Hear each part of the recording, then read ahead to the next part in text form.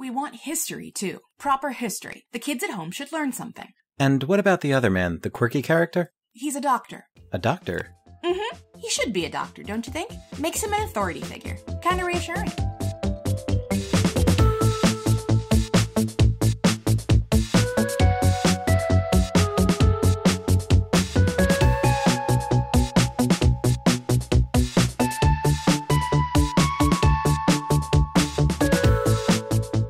Hello. Hi. I am Rob Vincent. I am Gila Drazen. And this is Modern Technology Watches. Modern Technology Watches, in which we, a charming married couple of film geeks, show each other movies that might not have pinged on the other's radar. Exactly. And we decided that tonight, rather than stay glued to the news, we'd maybe watch a movie and talk about it instead of, Yes. you know. Yeah, something completely unrelated to what's going on outside those windows there. Yes. And also we made garlic bread. And we made garlic bread. And it smells really good. Yes. I feel bad for you listening because you cannot smell this garlic bread. We have not yet figured out smell-o-vision podcasting. But when we do, we'll make millions.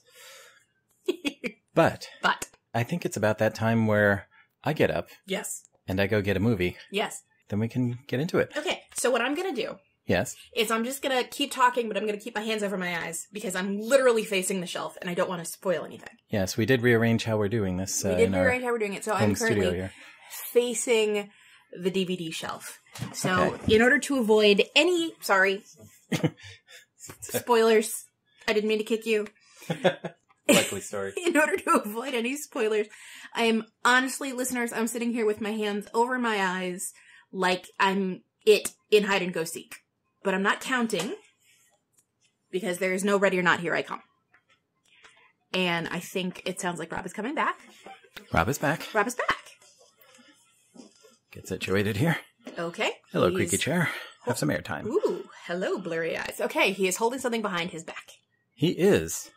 I wonder what it could be. I wonder what it could be. It could be this. An adventure in space and time. A full-throated, heartfelt origin story of Doctor Who. Yes. Ooh. It's a movie about the creation of Doctor Who. Mm-hmm. This month is November. Yes, it is. And there are some very important dates this November.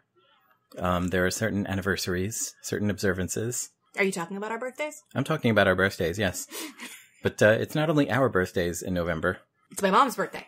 It's also your mom's birthday. But it is also Doctor Who's birthday. Doctor Who premiered on November the 23rd, 1963. He's a Sagittarius. He is.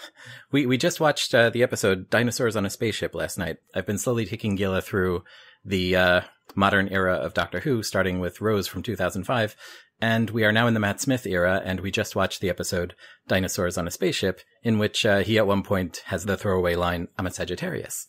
And he is, because Doctor Who aired on November 23rd, 1963.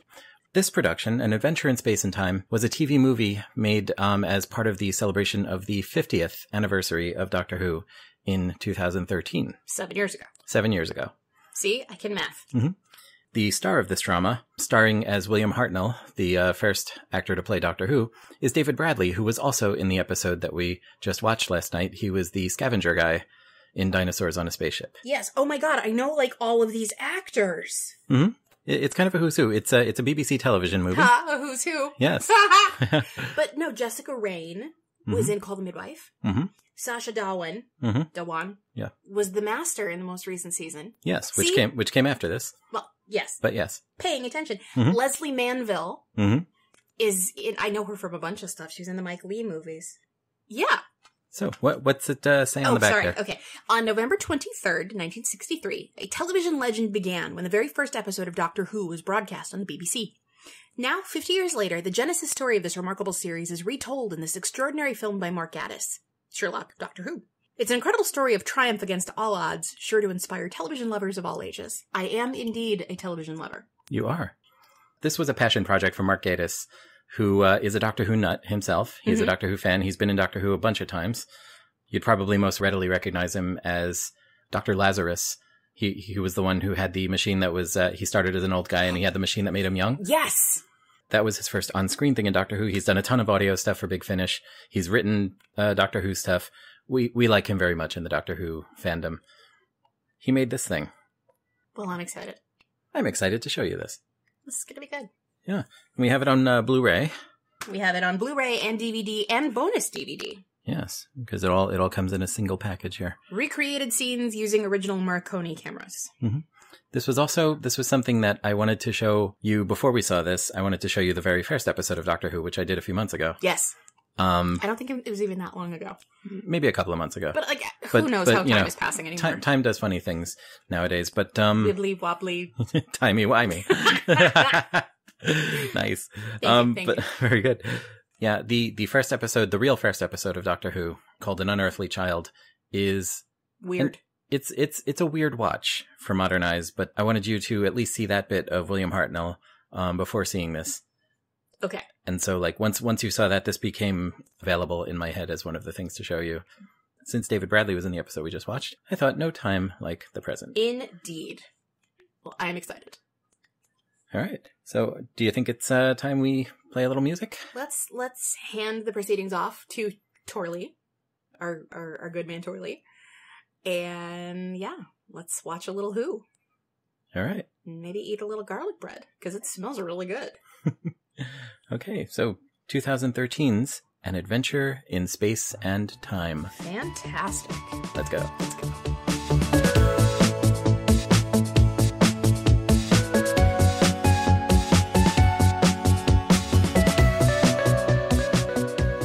Hey, Gila. Hey, Rob. Are we back? We are back. We have traveled through time and space, and here we are. Back in good old 1963. No, National Sandwich Day, 2020. 2020. And this is 2020. You realize yes? that no one will ever say back in good old 2020. No. Like, even if Back to the Future 4 is set now, someday, no, the Lorraine character will not say back in good old 2020. No, Marty McFly will wake up and go, I had a dream I went back in time. It was terrible. And she'll be like, well, you're safe and sound now, kinda. It's this fucking year. Here's the thing, though, about that. Yes. Is that, have you noticed that every year for the last few years around this time, we're like, next year's gonna be better, right? Like, at least it won't be this year anymore. And, that hasn't worked. Yeah, that doesn't quite apply this time around.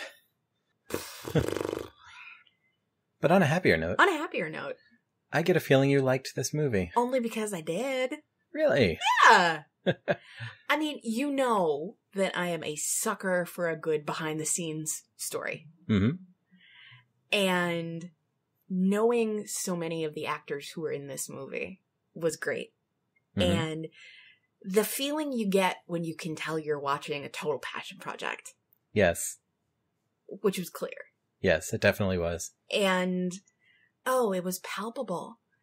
It was how much fun everybody was having. It was clearly made out of a lot of love. Yeah, I would agree. It's a total love letter to Doctor Who, to the Doctor Who world and its fans. And all the in-jokes and the Easter eggs and the cameos and even the stuff that was a little bit gratuitous. Yeah, I have a feeling I know what you're talking about. I'm sure you do. I'm sure you do. But I think all told, this was really, number one, it was sweet and lovely, and it is something that I would never have seen if you hadn't shown it to me. So, thank you for this one. This was good. I am so glad. I saw this when it went out for the 50th anniversary, and that whole year was a whirlwind of, like, the 50th anniversary of Doctor Who, and Doctor Who was such a success, and so there was what was going on in the show, what was going on behind the scenes.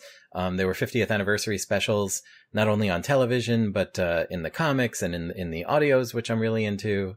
Just tons of who from all angles, and you can assume that I was kind of as happy as a pig in slop.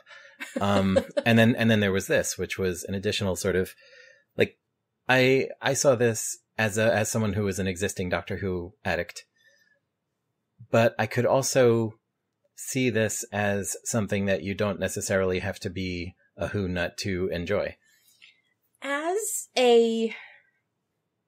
I wouldn't necessarily call myself like a full-blown Whovian. I'm like Whovian adjacent. Well, you'd have to be living in this house with me. That's very true.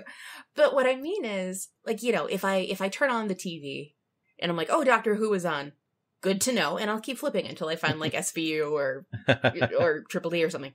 But fair enough. As a person who just likes TV and likes knowing in certain ways how the sausage has got made, and as a person who has not too long in the distant past seen the first episode of Doctor Who, and if everything they did in the movie is true, the amount of work they had to do to improve to get to the point that they got to, wow. Yeah, they do go into in the movie how there was a pilot episode recorded and it kind of stunk on toast. And they did something which was kind of unheard of back then, which was just remount the whole production, start it all over again, and tweak the heck out of it. And they did it. And that's of course, it stuck. And now 57 years later, we're still digging that particular program on that there telly. Yeah. And also just the idea that, like, they were only allowed 4 edits per episode. And when they say per episode, do they mean like the 26-minute business or the whole, like, 95 of the story arc? Yeah, no, that was generally, there would be a story which is made up of multiple episodes. Okay. So the episode would be the, in the beginning, 25-minute long chunk. Okay. Thank you. See, I'm learning so much. Okay. A tale is told in my family, and it's told because it's true. My mother is something of a history buff.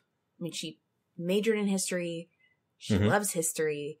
She is a huge fan, particularly of FDR and LBJ and all of that.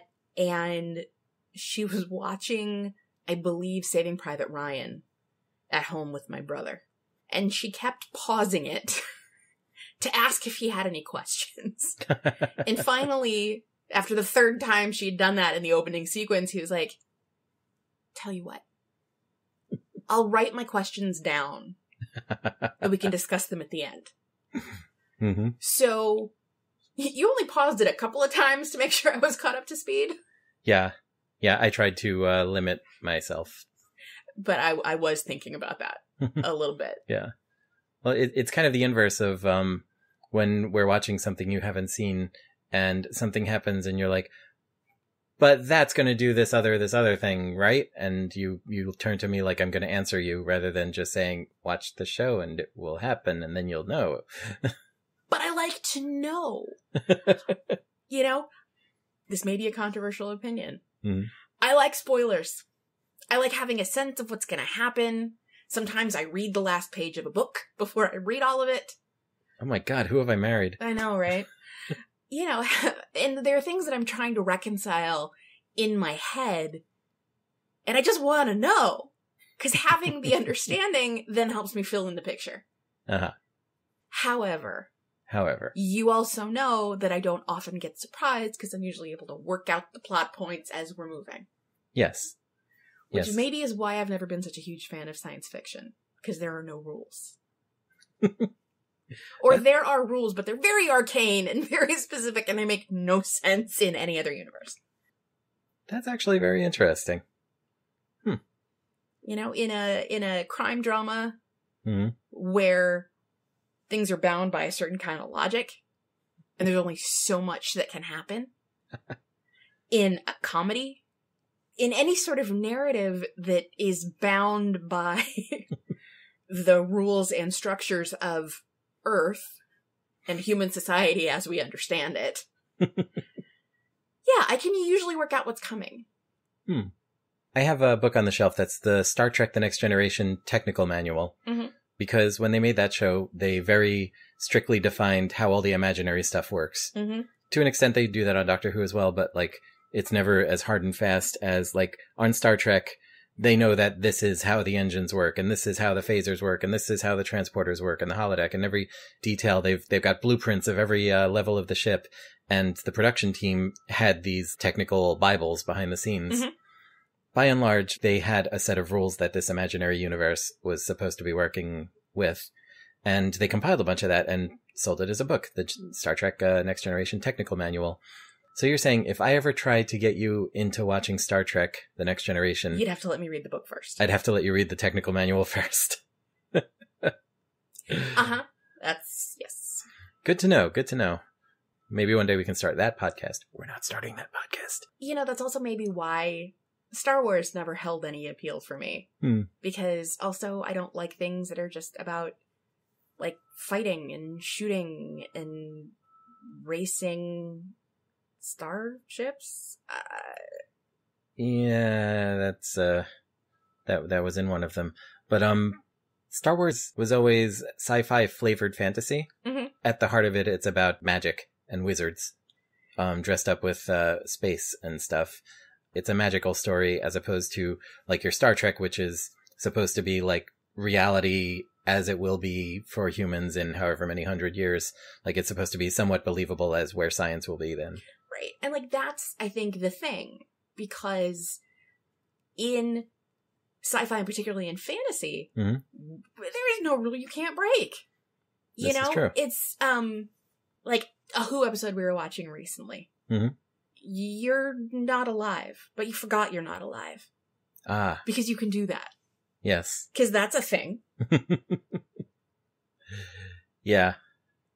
Who has always been a bit faster and looser than your Star Treks, but you know, it's about a person in a magic box, so exactly, it's about a person in a magic box flying around through time and space, and occasionally picking up human beings from various points in history. And also, it's never been as shy about doing things that contradict things that were done like on the same show 20, 30 years previous. Which for the fandom must be really fascinating because I own about myself that I can be, what's the word I'm looking for? I'm trying to decide if it's nitpicky or punctilious. It's one of the two. Actually, you know what it is? I'm going to go with a Hebrew word. Okay. Okay, the word is medakdek. Medakdek? Medakdek. Medakdek. Medakdek means exacting, and it's related to the word for grammar. Uh-huh. Right? You're making sure that everything is grammatically correct. You're medakdek about something.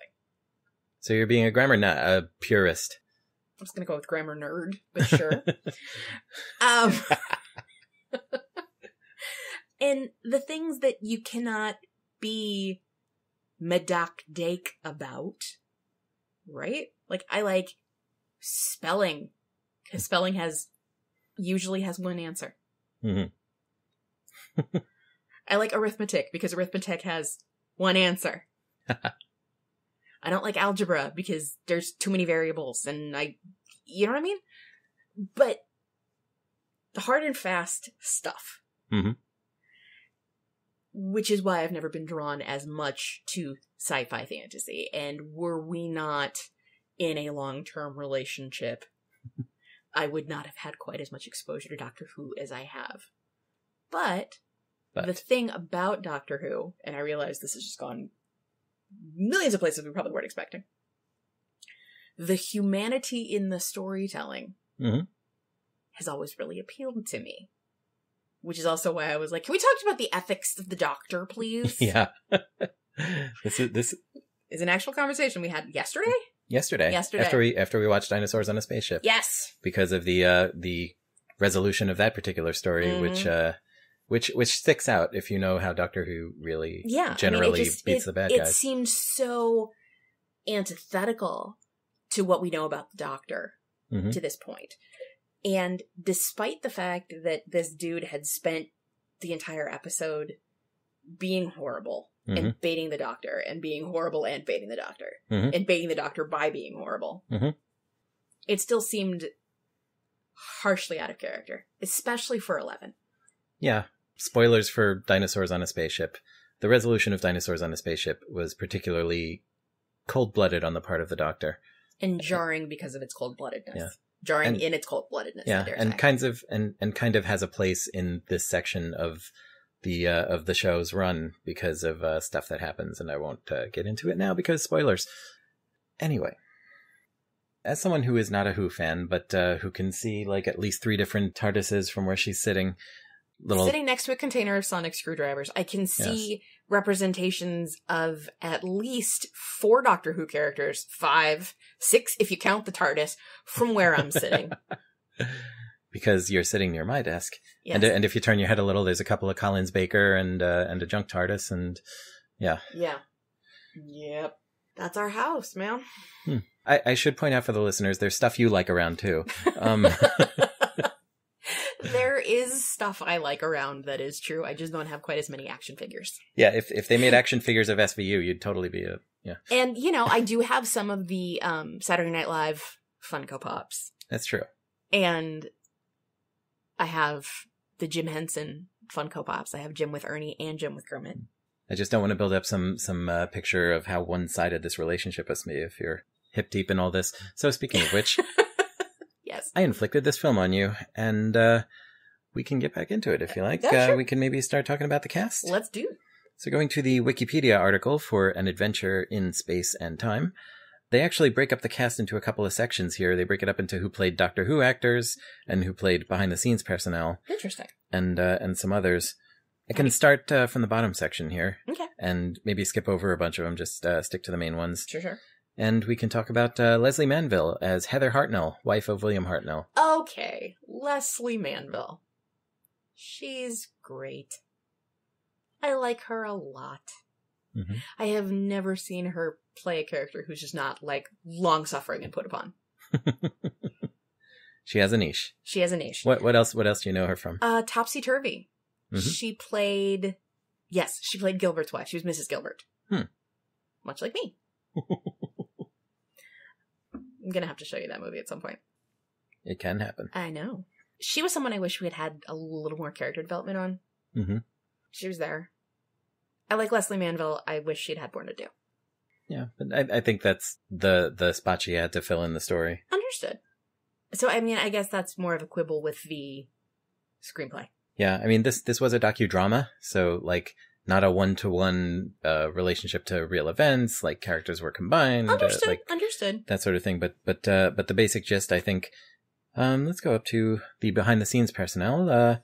Sacha Dhawan as Waris Hussein, original director of Doctor Who. He's so great. He really is. It's nice to see him, it's nice to see him full stop, but also because the last time I saw him was as the Master, who's, spoilers, kind of a douche. Yes, the Doctor's archenemy is kind of a douche. Really an unpleasant. For those who may not be familiar, Sacha Dhawan is the current iteration of the Master on current Doctor Who. The Master being the Doctor's basically antithesis, the rival Time Lord, the archenemy. And when we first met his character, I didn't know he was going to be the Master. Mm-hmm. Did you know he was going to be the Master? I think I had been spoiled with that, yes, but you're not supposed to, because the Master is a master of disguise, and generally the Master pops up as some other character who turns out to be the Master in disguise. So, the character that he was portraying initially before we figured out that was the Master, I was like, I like this guy! Mm-hmm. So it was nice to see him just playing a genuinely good guy. Yeah, totally. And of course he did this before he got into actual Doctor Who, so, it was kind of nicely keeping it in the family when he got cast as the Master. Absolutely. Was that a thing in the fandom when he got cast as the Master? He's had a brilliant career besides, he's done other stuff. Yeah, I think people in the fandom knew him from this movie and thought, oh, that guy. Let's go to Jessica Raine as Verity Lambert, original producer. Jessica Raine. Do you know who she is? Tell me who she is. Okay. No, I'm asking. Were you familiar with her at all before this? Vaguely. Okay. So, our apartment is small enough that if one of us wants to watch something, we basically both wind up watching it as long as we're both home. Fair enough. Unless we're in our noise-canceling headphones. Unless we're in our noise-canceling headphones. But for the most part. So, you have seen what you like to call the Nuns and Babies show. Oh, yes. There's a framing device on each episode of the Nuns and Babies show. Which is called The Midwife. It's called The Midwife. Yes. But Rob refers to it as the Nuns and Babies show, and I've adopted that. On Called The Midwife, each episode is introduced and closed by an excerpt from the diary of one of the midwives, it's read by her older self. Mm-hmm. The midwife whose diary is the diary in question was played by Jessica Raine. Ah. The younger version? Yes. The older version is still, despite the fact Jessica Raine left the show seasons ago, but Vanessa Redgrave plays older her, so she keeps doing the framing narration. Okay. So it's like a Little House on the Prairie where at the end of every episode they put the book on the shelf. No, you just hear the reading. Okay. But yeah, I mean, it's Jennifer Worth is the name of the midwife in question. It's actually her name. And Jennifer Worth wrote her memoirs, and that's where Call the Midwife came from. So Jessica Raine played Jennifer Worth. I like her a lot. And this character was a sassy Jewish woman who knew what she wanted to do and was trying to do it in a new place. And I liked her a lot. I mean, I have a soft spot for sassy Jewish women. So do I, for that matter. Can't imagine why. I wasn't really familiar with her work, but Verity Lambert died in 2007, I believe. And there is footage of her out there talking at Who conventions and events and things. I'd never seen her in person, unfortunately, but you get a sense for who that person is. She really seemed like Verity Lambert to me. I, too, have always been a total sponge for behind-the-scenes stuff. Behind the scenes of television, behind the scenes of movies. There used to be a series that was on USA or Sci-Fi Channel back in the day that was just like behind the scenes of different movies. And even if I didn't care about the movie they were talking about, I really wanted to know how they made it. And so DVDs came along and special features, and I'm always hip deep in the commentaries and behind the scenes stuff on those, stuff on the internet, whatever. Like, I will absorb it like heck. And for something that I'm really into, like Doctor Who, it turns it up to 11. So I'm a huge nut for behind the scenes Who stuff. And given my sense of what the actual beginnings of the show were, and I think I said this to you when we started the movie, I feel like it's an interesting enough story even for someone who's not into Who. Very much. And the way they portrayed it in this movie, I think really works. And just, what it was like working at the BBC. And yeah, I mean, obviously we'll get to that when we talk about the plot, but for sure. Brian Cox as Sidney Newman, creator. Brian Cox is Sidney Newman, creator. There is something really special about British actors trying to do North American accents. Yeah. And I couldn't quite tell which way he was going with all of it. And I said to you, is he supposed to be American? And you said, no. And you waited a beat and you said, he's Canadian. Yep.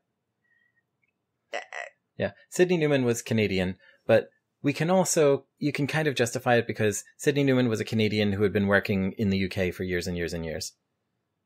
So maybe he picked up a twinge of an accent, and that's what Brian Cox was totally deliberately doing. Sure.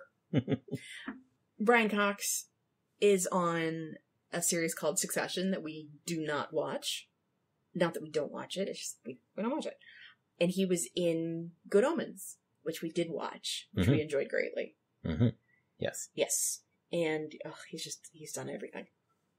All right, getting up to the Doctor Who actors section of this cast section. I'll pick and choose some from here because there are some fun ones. Sure.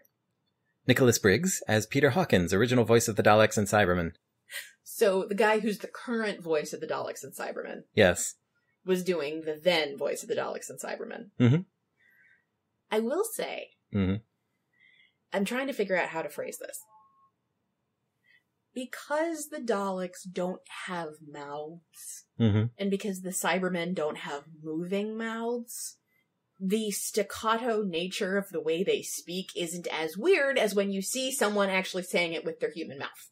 That is true. I was so distracted by the movements of his mouth that I was like, what's happening here? Oh man, I could pull you up some footage of Nicholas Briggs, because Nicholas Briggs is a person of whom I'm particularly a fan.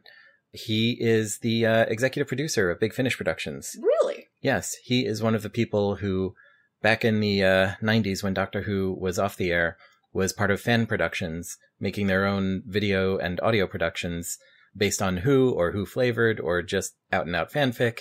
He was part of that crowd, so was Mark Gatiss, who made this. And he basically is also enough of an audio dork where he built his own setup. He knew the ring modulators and stuff that they had used in the 60s, and that's what he's still using to voice the Daleks with. Whoa. Like, there is a picture of him. I'm not much of an autograph hound, but I have his autograph picture hanging up by the DVD shelf, and it's him posing next to his audio gear. Oh, that's who that is. That's who that is. Okay, because I was like, this guy between Colin Baker and the Marx Brothers. I was like, this guy looks vaguely familiar, and I'm not sure why. Oh, his face hangs on our wall. Yeah. I'm looking at him right now. He is just a delightful dude. Really, really strong presence in the fandom. Doing wonderful things with Big Finish. He performs. He writes. He's Sherlock Holmes in a bunch of audio stories. He composes freaking music, and he voices the Daleks in the audio stuff, and voices the Daleks, the Cybermen, and various other creatures in TV Who, and has since it came back.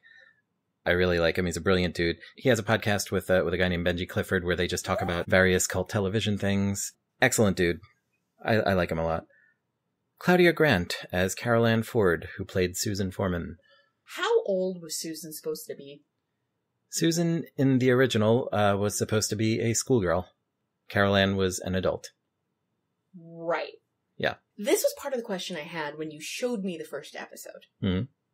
Were her teachers concerned because she looked like she was 25, but was in their high school classes, and maybe they thought it was one of those things where, like, the girl, you know, keeps pretending to be a high school student even though she's actually 25 because she has some sort of mental thing that, you know, I'm 16. You're 28. I'm 16. Or would you say she's never been kissed before, possibly? Perhaps. In the original episode, which was called An Unearthly Child. No kidding. If you look at the other kids, that was how they did television. Like, they didn't get children to play children if they didn't have to, and they would find adults who could play younger. It seemed in a certain way sort of akin to if China Phillips is 2 years younger than Mark Kudish. Yeah. It sort of seemed more like Susan was, you know, a first-year teacher. And they were concerned about their junior colleague. Someday I'll show you some more First Doctor stuff. And back to this movie, what do you think about how Claudia Grant played her? I was surprised they found someone who looked that close. Yeah. Because I always thought that Carol Ann Ford, thank you, had kind of a unique look to her. She definitely did. And then they found this chick who looks a lot like her. Mm-hmm. Are you going to tell me they're related? They're not related. Okay. No. I can pull up a picture of what Claudia Grant actually looks like. And that's how she says it too. It's Claudia, not Claudia. Okay. Claudia. Yes. So that's her when she's not made up to look like Carol Ann Ford as Susan. Okay, well then I'm very impressed. Who was she in the Harry Potter universe? I don't know. But, you know, I think when an actor can play an actor, good job. Gemma Powell as Jacqueline Hill, who portrayed Barbara Wright. Yep, samesies. Yeah. And the third guy. I feel the same way about that. Mm-hmm. She was good in this for, you know, all her presence in it. Mm-hmm. And Jamie Glover as William Russell, who portrayed Ian Chesterton. Right. So watching them reenacting, like the scenes that they did that they recreated from the first episode, that was fun. Yeah. And the spot-on-nitude, spot-on-nity, which is the opposite of spontaneity. The spot-on-nity of all the work that they did was very impressive. But they were there. They weren't massive cogs in the plot. Yeah, no, it was definitely like the Bill Hartnell story. Mm-hmm. Very much. It stopped even being the Verity Lambert story, and it was not even the Doctor Who story so much as it was the Bill Hartnell story. Yeah. David Bradley as William Hartnell, who portrayed the first Doctor. He did very well. He really did. He was also...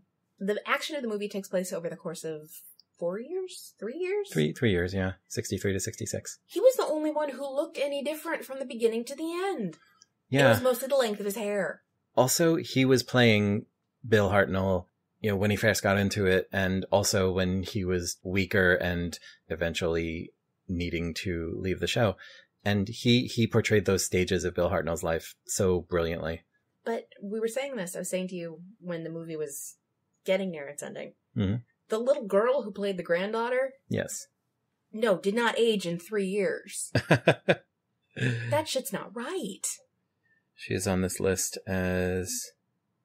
Yeah, Kara Jenkins as Judith, Jessica Carney, granddaughter of William Hartnell.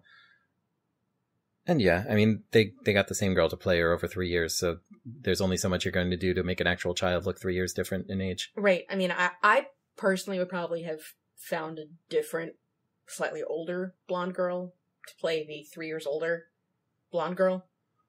Maybe. Also, is Sampa, is that a thing? Or is that just one of those weird things that winds up in a family? I don't know. I mean, I know that everybody calls their grandparents something different. Yeah, I mean, there are all sorts of, like, weird-sounding things that people will call their grandparents, and, like, every so often you're talking to who you think is a reasonable middle-aged man, and then he's like, and then I have to go visit my Mima and Bippy. Right. Like, I was reading something a while ago, and it was saying, could you imagine being a grandparent, and you had been a war hero, and the CEO of your company, mm-hmm. and a well-respected man, and all of a sudden your first grandchild can't say grandpa, so you're known as Googie for the rest of your life. Yeah. So I don't know what that's all about. But Jessica Carney there was a little featurette that was broadcast immediately following the movie when it was broadcast on television. On the Blu-ray, it's on there as a special feature. There's little clips of an interview with the actual William Hartnell in his dressing room sometime after Who, and he's being asked, what do you think about acting for pantomime? And he's like, well, I think that's for what we would call a variety actor, whereas I'm legitimate. I'm a legitimate character actor. And which was actually something he said in the movie. Yes.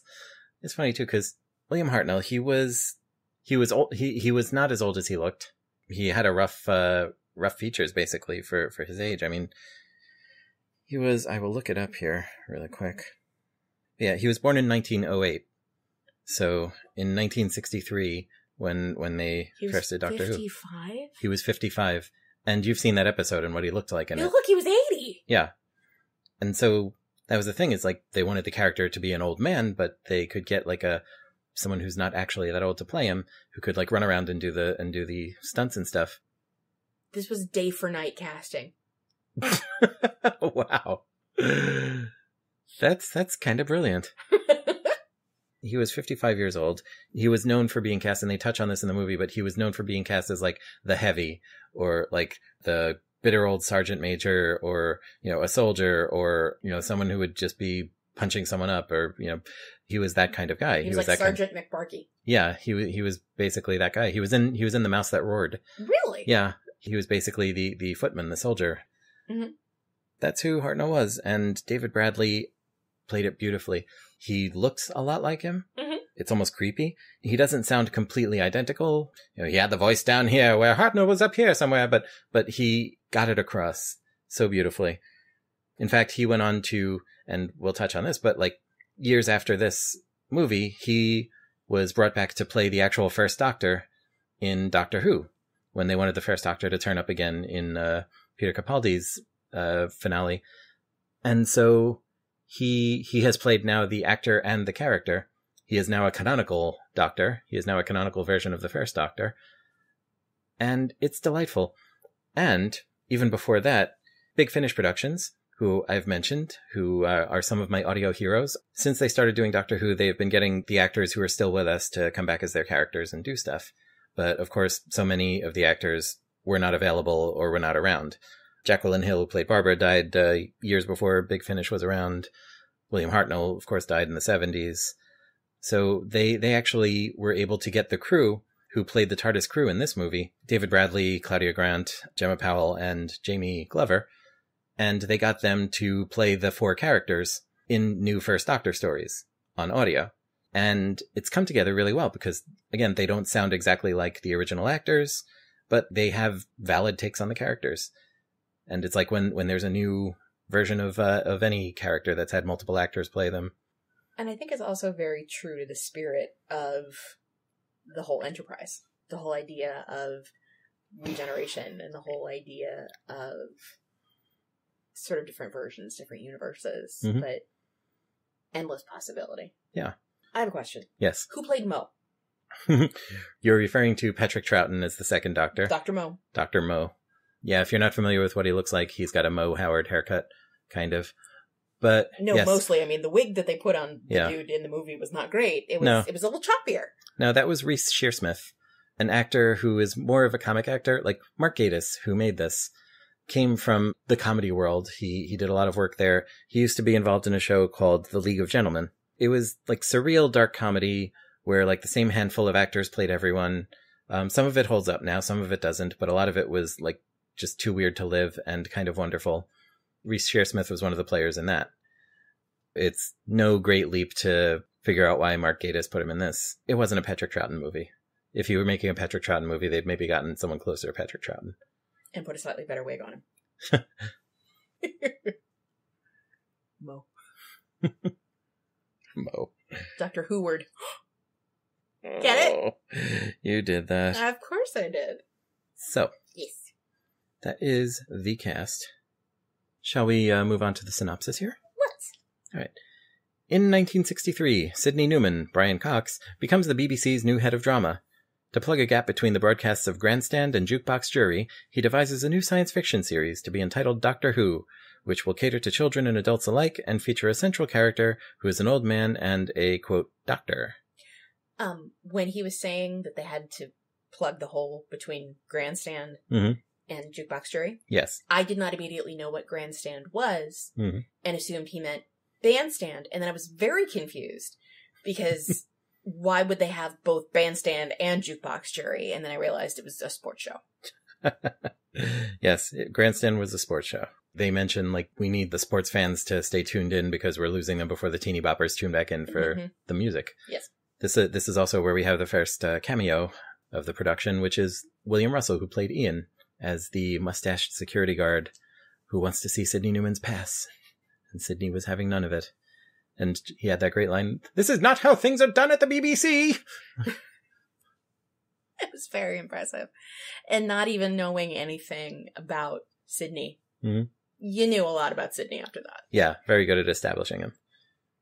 Newman recruits Verity Lambert, Jessica Raine, to head the program as producer, despite the difficulties she faces from others in her new role. That's, I think, understating the case, but sure. Yeah, she's coming in. She is a woman, taking over in a boys' club in the 1960s. Her hair did not move an inch in the entire movie. Which is a fair representation, I think. It never grew. She didn't even change her part. Like, nothing. You had helmet hair if you were a woman in that period, in that place. Yeah, just no one aged. No one... Well, I mean, how much prosthetic old age makeup do you want them to stick to somebody to show them that 3 years have passed? More than 3 years have passed since we met, and we could still say we look the same. Yeah, I mean, my hair is grayer. Yeah, I mean, that's just a function of you dealing with me for 4 years. Hey, now. We're closing in on 5, you know. Yes.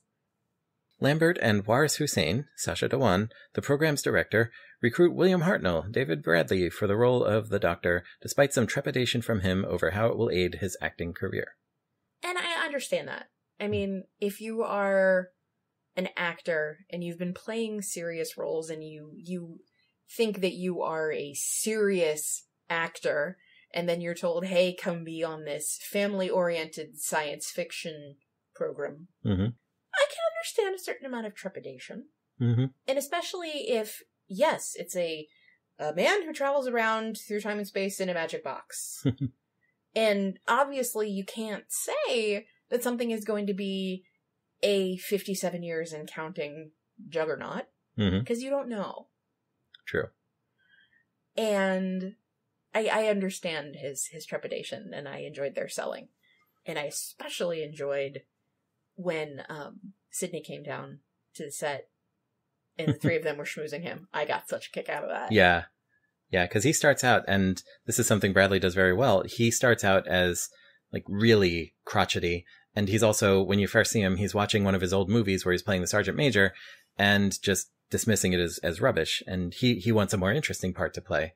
So he doesn't just want to be the heavies that he's always been. He thinks he's capable of more and just got pigeonholed.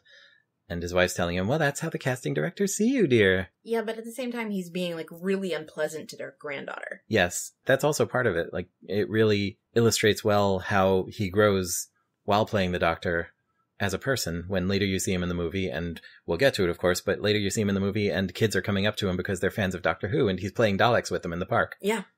Like, it's great. He was really unpleasant as a person at the beginning of the movie. Mm-hmm. And then as the action went on, the unpleasantness was out of his control. Yes. You know, when he was having memory lapses, that wasn't his fault. Mm-hmm. It made him difficult to deal with, but it wasn't his fault. Yeah. And that's something, too, that, like, the extra bit of the actual Bill Hartnell in that interview that they showed after, when it's post-Who, he's in his dressing room, looking in the mirror and, like, doing his makeup or taking off his makeup, I can't tell. He's being asked, will Doctor Who overshadow you? And he's like, no, I'll just find success in something else. And, of course, he won't. So even then, like, the actual Hartnell was like, well, you know, I can do more things. It's really heavy and really sad, but also just something that this movie gets across really well. Mm-hmm. After Lambert strengthens her assertiveness and secures a set piece for the program that resembles the interior of the TARDIS, production of the pilot episode is beset by difficulties. Okay, hang on. Can we talk about the art department? Yes. She had been asking the art department for a design for the interior of the TARDIS. Mm-hmm. And they kept putting her off. And finally she comes in, she sits down, she's like, I'm not leaving. Yes. So the art dude, who was playing an actual designer called Peter Brechacki, grabs some garbage, basically, mm-hmm. and puts it together and says, you want your TARDIS? Here you go. And he takes a spool, mm-hmm. an ashtray, yeah, and a little spool, yeah, and piles them on top of each other. And he's like, here!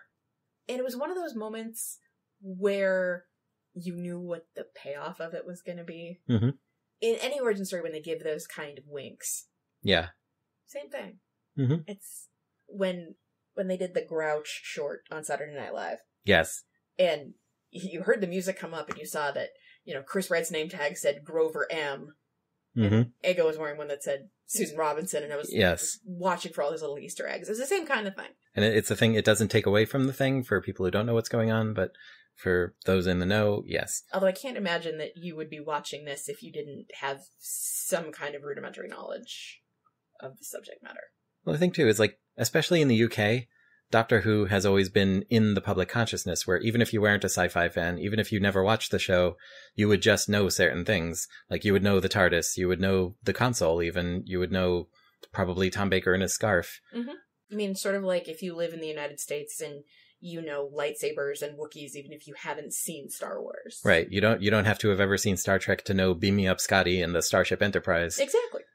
Yes, and so even in the years when there was no Doctor Who, like, you know, you could see kids playing with Daleks. You could see stuff just come up in the public consciousness about it. Like the TARDIS is based on the shape of a Metropolitan Police box, which was a telephone box that the cops would use. They could also keep stuff in it. There was a little desk in there that they could sit and do paperwork at. But they could also lock it from the outside. So if they had a criminal in the pre-radio days, they could lock the criminal in the police box, use the phone on the outside of it to call the station, because they used those phones to get in touch. The station could send a car down to take the criminal away. Or the station would light the light on a police box and a cop would know that, the station wants to get in touch with a cop and I'm nearby. But it didn't make noise. It did not make it made maybe a telephone ringing noise when the phone rang. It didn't go whoosh. Right. But it was a public utility. Like it was the equivalent of like a phone booth or a fire hydrant or something that you would just see walking around on the sidewalk. But since the actual police boxes fell out of use as cops got radios and such, and so they were a relic, but people still knew it as a Doctor Who thing, to the point where the shape of a police box now is the intellectual property of the BBC. Because the actual police were no longer using it. They had kind of abandoned their rights to the design of it, but it's still the TARDIS. And so the BBC owns the TARDIS. They took the shape of something else that existed in the world, and now it's their thing, and it's a Doctor Who thing. So the BBC trash picked the TARDIS, basically. Well, not even, because like when they took the shape of the police box for the TARDIS, like it was still a public utility. Mm-hmm. You would still see it anywhere, and that was the point. It was like this thing that you would see anywhere, but it's now on the surface of an alien planet or whatever, and that was the kick to it. Right. But then as the real ones faded away, the police box shape was in everyone's mind as Doctor Who's TARDIS. Okay. There was also, like, in addition to to Brett Hackey putting the TARDIS console room together, there was a brief second of them putting the theme together and the sound effects of the TARDIS, which are created by scraping someone's keys on the strings of a piano harp that was lying around, and a brief second of Delia Derbyshire, who is one of my creative and hacker heroes. Wasn't she on the t-shirt you were wearing a couple days ago? She was, yes. We all have those people whose work we really loved, and then they died before we had the chance to write a fan letter. Yeah. She's one of them. She passed away late 90s, early 2000s. She put together, like, Ron Grainer, a guy named Ron Grainer composed the Doctor Who theme, wrote out the sheet music, said this is going to be the theme. She's the one who created all those sounds and put it all together and did things with stuff that were not musical instruments and made music out of them. She was an amazing hacker, and they still, whenever the Doctor Who theme was like sold on a record or played in something else or whatever, and in the credits of the show, Doctor Who theme by Ron Grainer.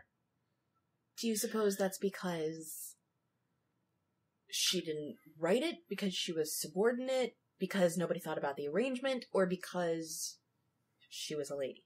Bits of all of it. Her being a lady was definitely part of it, but also there's the division of labor where the BBC had a music department. Ron Grainer was in the music department, therefore he must be the one who made the music. Mm-hmm. Even though she's the one who put it together, she was in what was known as the BBC Radiophonic Workshop, which was a room full of people, like you saw in the movie, just working on noise. And they would do the sound effects, they did the TARDIS whooshing, and they did things like that. But also, she was doing these things with what's known as musique concrète, which is just creating music out of recorded sounds and hacking them together like that. Now it's known as sampling. She was doing such dazzling things, which to anyone with a brain who sat down and was told exactly everything she did to make this happen, they'd be like, she made the frickin' music. But because she was not in the department that was supposed to be making music, she got no credit for making music. It was just the whole division of labor thing, and she just, and of course, no one in the actual music department was messing around with oscilloscopes and synthesizers and scraping keys on piano strings to get a TARDIS noise. There are videos on YouTube. I highly recommend looking up Delia Derbyshire. That's Delia, Delia, Derbyshire spelled Derbysshire.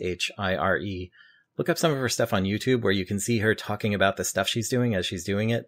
And you can see that hacker spark and glint in her eye as she's putting it all together and just giggling. And then she was like, and you know, it's just a silly thing I'm doing. And she was a woman out of time. Seriously. And I'm a fan. And she got all of a second in this movie.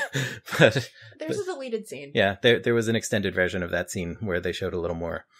And in the extended version on the Blu-ray, she demonstrates the Doctor Who theme, and the person asks, did the composer write all that? And she's like, oh, most of it.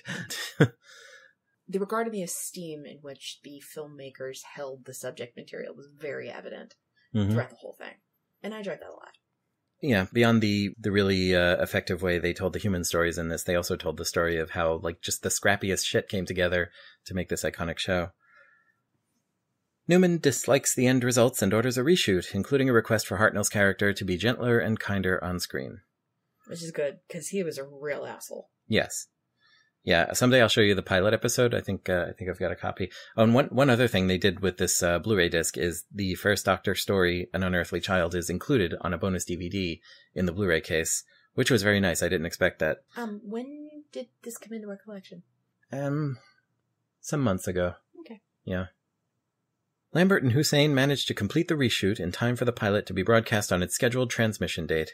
Upon learning that the program is to be cancelled, due to the diminished audience the pilot episode received in the wake of the assassination of John F. Kennedy, Lambert successfully appeals to Newman for it to be broadcast again before the second episode is transmitted. Although Newman reluctantly goes against his belief not to include monsters into Doctor Who, by agreeing to let Lambert introduce creatures called the Daleks into the next serial, he admits he was mistaken upon seeing the strong viewing figures.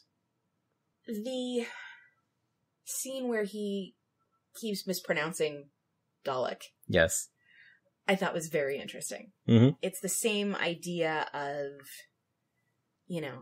if you aren't familiar with someone's name Mm-hmm.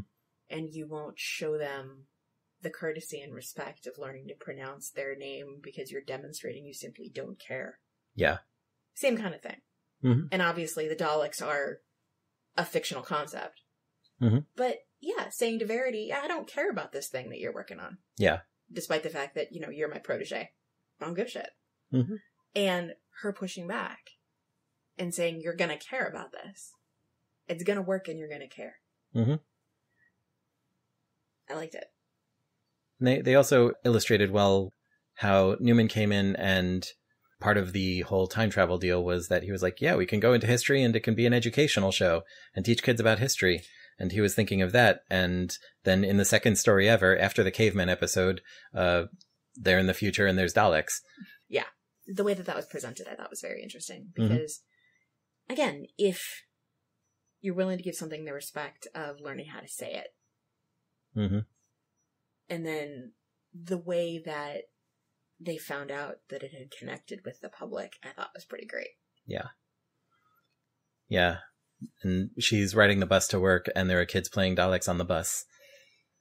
And she's sitting there laughing. Mm-hmm. And it's great.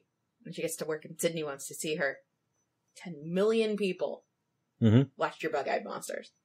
Yeah. 10 million people. And the little celebratory scene is great.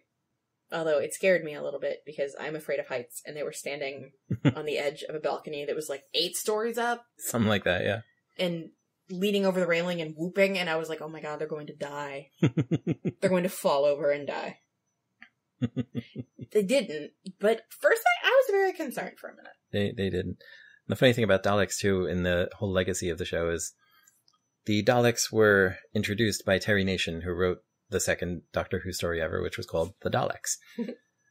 And because of the way the whole IP situation worked, and still works to an extent, because Terry Nation created the Daleks, they were his. They did not belong to the BBC.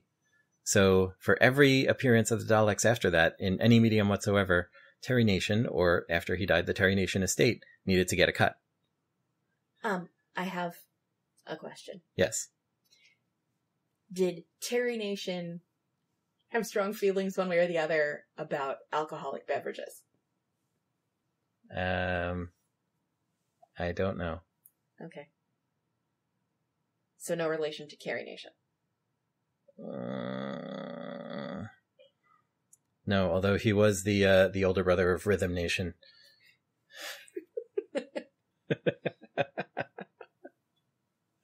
But if Terry Nation and Carrie Nation got married, they would be the United Nations. That's very true. There's a little Dalek on my desk here, and I think if I look at the bottom of it, yeah, you can see a little credit to Terry Nation and all the legal guff printed on the bottom of this Dalek. Dalek image BBC/Terry Nation 1963. Yeah. Oh, and it's got wheels. Mm-hmm.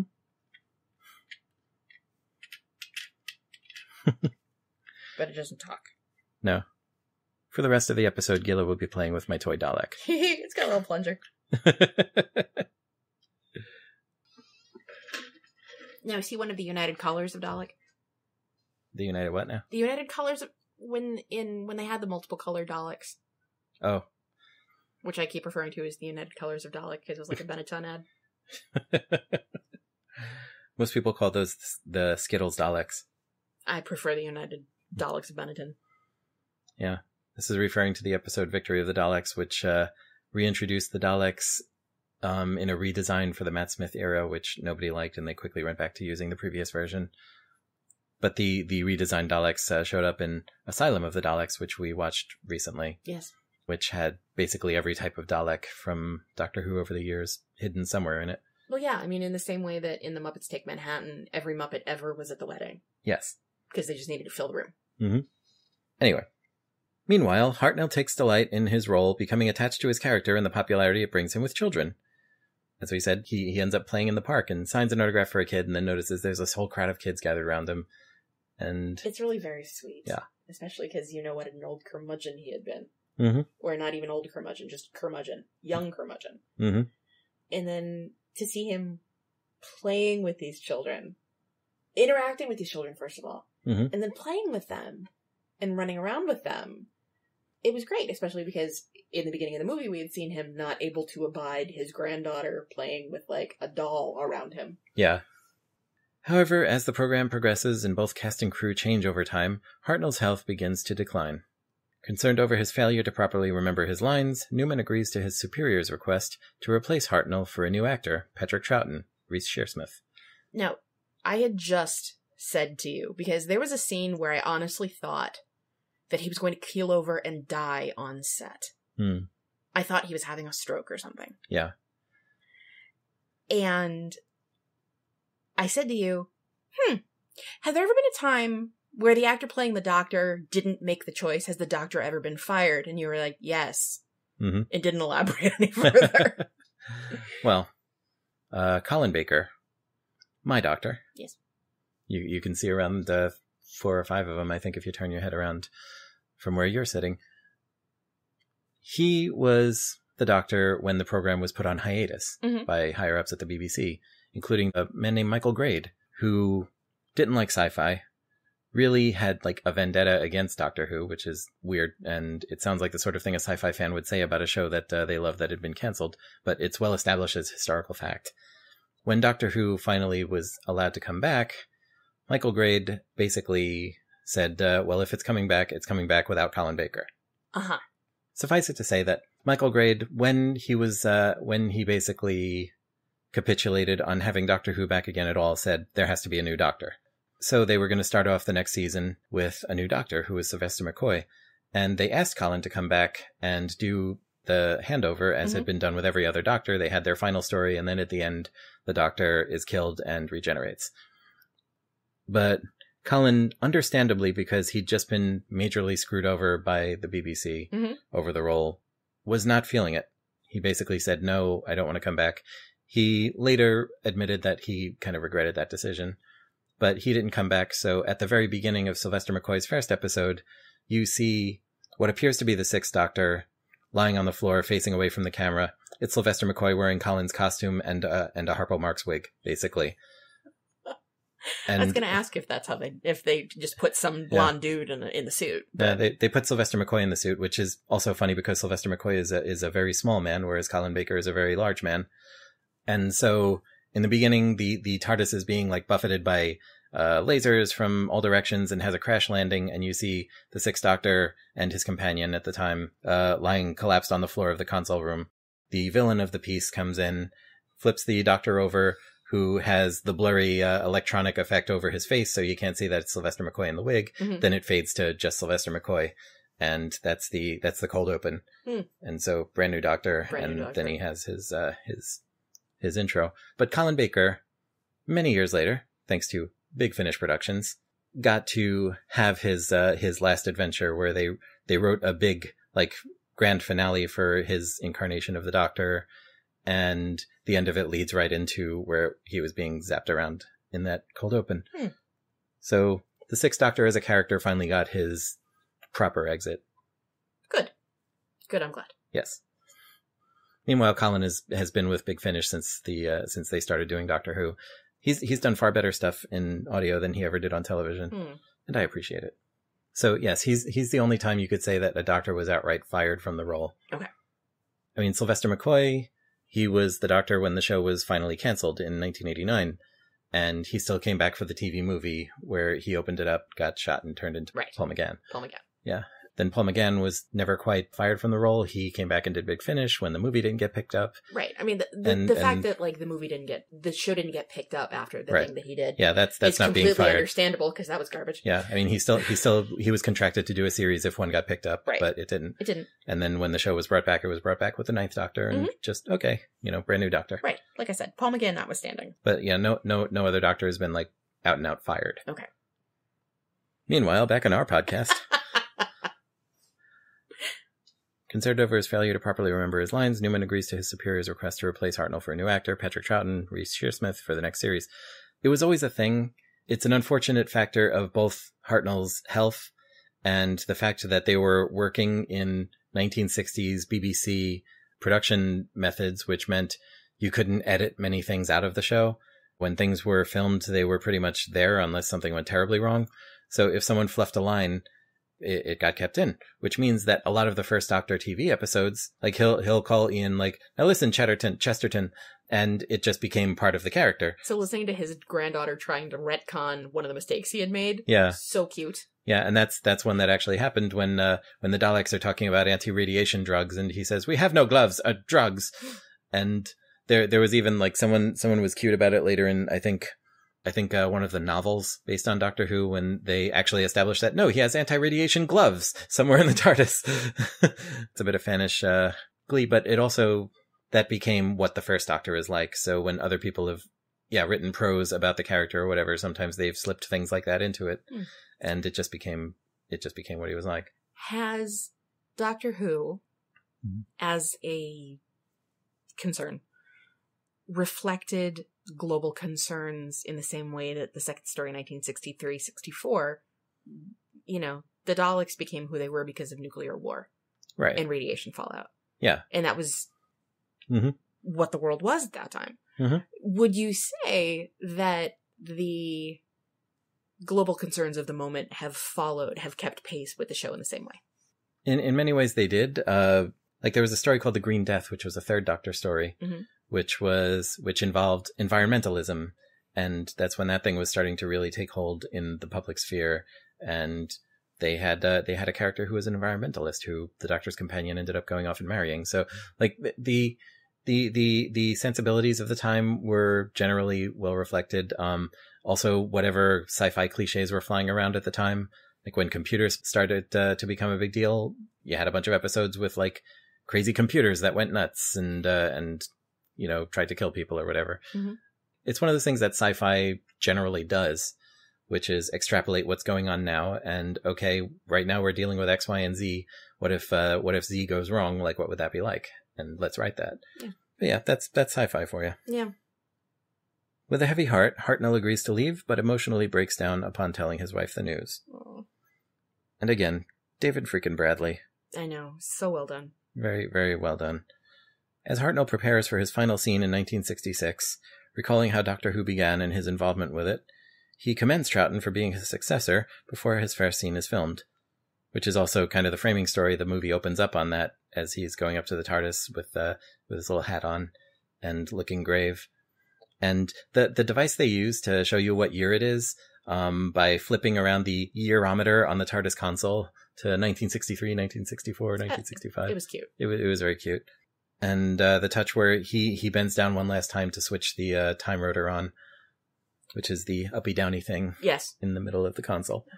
The center cylinder. Yes. Which he was pissy about because no one knew how to turn it on after Verity left. Yes. As filming begins, Hartnell looks to the side and sees a brief vision of Matt Smith, who will play the same role nearly 50 years later, silently acknowledge his work. No. Yeah, that's... I think you actually said, "Oh, come on," when that happened. I'm sure I did. I was like, what? I mean, could see what they were doing. That was 110% fan wank bullshit. It was fan wank bullshit, but if ever there's a place for fan wank bullshit, I think they found the correct place for it. No. No. This whole thing has been this slavish recreation of episodes, of sets, of everything. The whole fucking thing was fan wank. And I do not think that a gratuitous Matt Smith to say, "Hey folks, we're still doing this." Of course you're still fucking doing it. No one would care if it was the 50th anniversary otherwise. Yeah, still happening. Grand. Completely unnecessary. And for something that was, again, so slavish about recreating the moments and the tech and the everything to be like, here's this dude from 2013. No, fuck that. That was just, it was so jarringly inappropriate and incorrect. But apart from that, Mrs. Lincoln. I will tell you, you're not the only one with that reaction.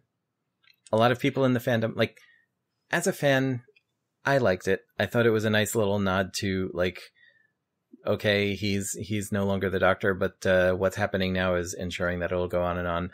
But a lot of people also didn't like the Matt Smith cameo for the exact reasons you just put forth. I mean, I must tell you that I saw Matt Smith, and I was just waiting for them to keep panning around the console. And I was like, is Christopher Eccleston going to be standing there? And John Hurt? Is this how we're going to do? This is not, in fact, what happened. But it was just the current Doctor at the time being able to smile over at the guy who started it all. And that was Mark Gatiss taking a little victory lap and going, look what we're doing. Yeah, I mean, basically it was James Cromwell saying, that'll do, pig. That was what it was. Yeah, that was the weirdest part of Star Trek First Contact. He should never have been talking to Deanna Troi like that. Anyway, the film ends on an epilogue narrative of each of the main real-life figures in the story, before closing on the real Hartnell speech made at the end of Serial, The Dalek Invasion of Earth. And that's the speech you see him filming earlier when the Doctor is doing his goodbye speech to Susan, when Carol Ann, who was the first member of the cast to move on, when she left. And so, yeah, at the end of the movie, they showed the real Hartnell version of that. And that was an interesting thing, I thought, because at the beginning of every season, there was a champagne toast for photographers. Yeah. With Verity and the cast. So you saw Verity with Hartnell and Carol Ann and the Ian and Barbara people. Yes. And then as the cast kept changing, you saw Hartnell with these people, and eventually he was very much standing there like, who am I? Why am I here? Yeah. And it was sad. That's, again, Bradley is an awesome actor, and just with his face, he was getting across, like, from shot to shot, as the other people are, you know, clinking glasses and being all happy, and he's just further and further away from them, and, yeah. Why am I here? Really freaking effective. And that is 2013's An Adventure in Space and Time. Well, thank you. Because not only would I not have seen it, but for you, I would probably not have heard of it. So thank you. Thank you. I think it's safe to say I love this movie. I think it's a love letter to the world of Doctor Who, and you know I co-sign that love letter. But it's also on its own. I think just a really effective piece of storytelling and docudrama. I would agree, especially the idea of what it meant to work at the BBC in the 60s. Yeah, and it almost reminded me of the part in Singin' in the Rain. Right before they switch over to talking pictures. Yes. And you walk down the hallway and there's just studio, and they're just doing their thing in the hallway. Everybody's right there. Yes. And the idea of like BBC Central. And everybody was there, and all the studios and all the offices and all the everything. Yeah. And even though they had like that center area with the balconies that just terrifying. But that's just me. I'm afraid of heights. So, would you call this a Two Fireflies Up situation? I would call this a Two Fireflies Up situation. Absolutely. Two fireflies flying upwards through time and space. Through that hole in the center of Television Central, where you could see the stars on the moon. Well, thank you for watching 2013's An Adventure in Space and Time by Mark Gatiss, who is a damn fanboy and a bloody delight. He is... He is also, right now, his main thing for Big Finish is playing an alternate universe version of the Master. Interesting. Yeah. Okay. Yeah, with another character called Bernice Summerfield. Okay, I can get into her whole thing, but that's maybe for another time. Yeah, it's late and we don't... So, thank you very much for listening to episode 209 of Modern Technology Watches. 209. You out there, if you would like to share your comments and questions... and just say anything you want about what we've watched here today, or what we've done on any other episode of this show. How could people get in touch with us, Gila? Well, people who are on the social media, who can look for us on the Twitter at MTPodcastNet. You can find us on the web at modern.technology. We would like to remind you that .technology is a top-level domain, and our address is simply modern.technology. Not .com, not .org, not .net. Modern.technology. Wink. Wink. Yeah, I felt like I was Vitamin to Vegemin. You know? Oh, okay. Modern. modern.technology. What if someone has regular funky old email? If someone has regular funky old email, you can send us an email at watches@modern.technology. And if you have a telephone and you'd like to speak to us on a voice, Rob, how can they do that? Well, if you have a telephone and want to speak to us with your voice, you can call us at United States phone number 1-929-399-8414. That is our voicemail box where you can leave your comments on this program, and they could be played on a future installment of this program. If you would like to call the voicemail and do your best impression of the TARDIS whooshing. Has the TARDIS whooshing been the same for 57 years? It has indeed. It is the same exact whoosh, the same exact two separate whooshes, one for taking off and one for landing. And the little electronic TARDIS on my desk makes those noises when you pick it up or when you put it down, and the little light on top flashes. Right, and the one that we have elsewhere in the apartment only makes the taking off noise. Or the Yes. landing? The taking off noise. The taking off noise. But yeah, call us. Do an impression of the TARDIS or a Dalek, or tell us a story, or sing us a song, or I don't know, but call us. Yes. And share your feedback with Modern Technology Watches. You can also go to modern.technology on the web to check out our other work, our other podcasts that we do, and any new ones we have happening in the future. I'm also excited to announce that starting with this episode, because we've now backfilled the archive, for all you audio nuts out there, we are now sharing the original FLAC files, which are the lossless audio files that we then compress to make the MP3s that go out in these podcast feeds. So if you're an audio nut and you would like to hear us in lossless quality, if you would like to take any of this, because this is a Creative Commons podcast, you can reuse it under certain conditions, which are spelled out in our Creative Commons license, which you can find at modern.technology. You can reuse us, remix us, do whatever you like with us, within the terms of those licenses, and you can get lossless audio files with which to do so at our page on archive.org. Go to modern.technology, and in the sidebar is a link to our archive.org page, our page on the Internet Archive, which is where our lossless FLAC files of all of our podcasts will now be posted, probably within a few days of the MP3s going out. It's all very exciting. Yes. So, short version, we'd love to hear from you. Yes. Long version, we'd love to hear from you. I'm punchy, huh?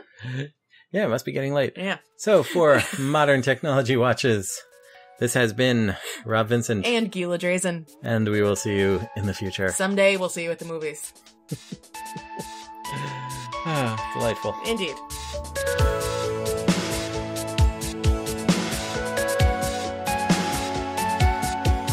You've been listening to episode 209 of Modern Technology Watches with Gila Drazen and Rob Vincent. Go to modern.technology on the web for more info on this show, our other work, and our social media drugs. Our music is The Promise by Torley Wong, released Creative Commons Attribution Share Alike 3.0. Find more from Torley at torley.com. Thank you, Torley. Content from wikipedia.org is used under Creative Commons Attribution Share Alike 3.0. This podcast is released under Creative Commons Attribution Share Alike 4.0 and is a production of Joyful Firefly, LLC. Send us email at watches@modern.technology. And if you like us, tell somebody.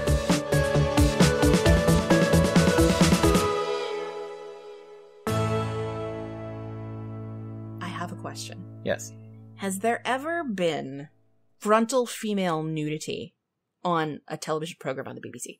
Because I'm wondering if one of the British tabloids would then refer to it as the Beebs boobs. Oh, you went and did that. I feel like I just broke your brain. See, I thought you were going somewhere with that, and then you went... I'm just making a joke. There, The okay. Beebs boobs. The Beebs boobs. The Beebs boobs. You should have wrote for Benny Hill. I wasn't alive then. That's okay, now there was a...